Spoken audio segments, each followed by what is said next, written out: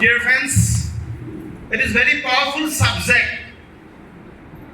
আমি যেনেকে ভাবে কথাবিলাক কৈ আছো, কাৰোবাক জড়িত কৰাব লাগে, কাৰোবাক প্ৰডাক্ট দিব লাগে, মই তেল মাৰিব নোৱাৰো, মোৰ মানুহেই নাই, এই যিবিলাক কৈ আছো আচলতে বাউণ্ডাৰী বাহিৰৰ পৰা আমি এইবিলাক কথা পাতি আছো।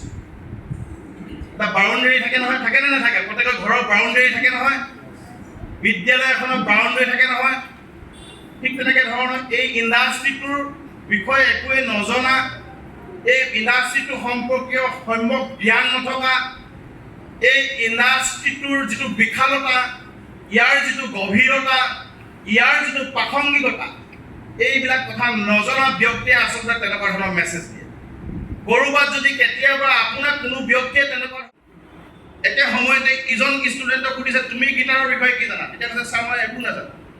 তেনেহ'লে তোমাৰ ফিজ 1000 rupees আৰু তুমি যিহেতু জানা তোমাৰ ফিজ 5000 rupees।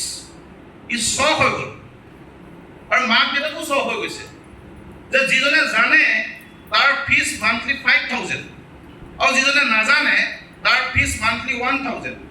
কিন্তু কমপ্লিটলি এটা কি ইলিগেল হয় নে নহয়, অন্যায় হৈছে না।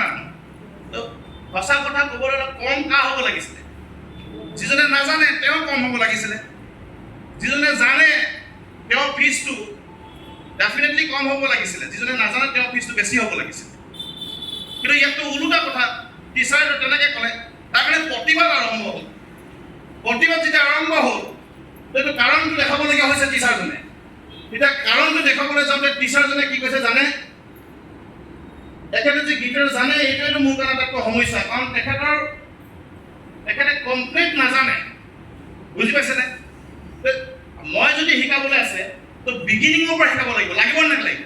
তো জনা মানুহক বিগিনিঙৰ পৰা শিকাবৰ কাৰণে অসুবিধা আছে। নজনা মানুহক আপুনি যিটো কথা ক'ব তেওঁ সেইধৰণে মানি ল'ব। জনা মানুহে আপোনাক কুৱেশ্যন কৰিব নে নকৰিব? কুৱেশ্যনৰ ওপৰত কুৱেশ্যন কৰিব, তাৰমানে মেহনত বাঢ়িব নে নাবাঢ়িব?